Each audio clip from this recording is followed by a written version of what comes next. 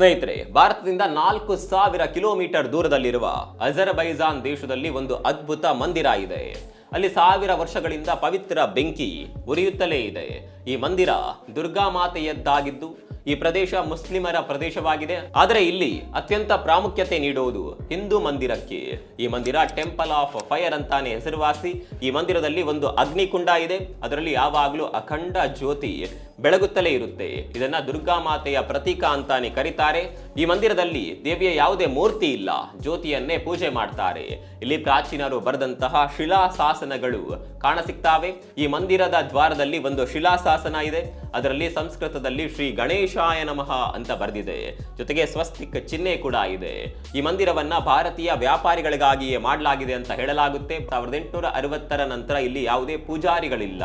ಹಿಂದೂಗಳು ಕೂಡ ಈ ಮಂದಿರವನ್ನ ಮರ್ತೇ ಬಿಟ್ಟಿದ್ದಾರೆ. ಅಲ್ಲಿಗೆ ಹೋಗೋದು ಕೂಡ ಇಲ್ಲ.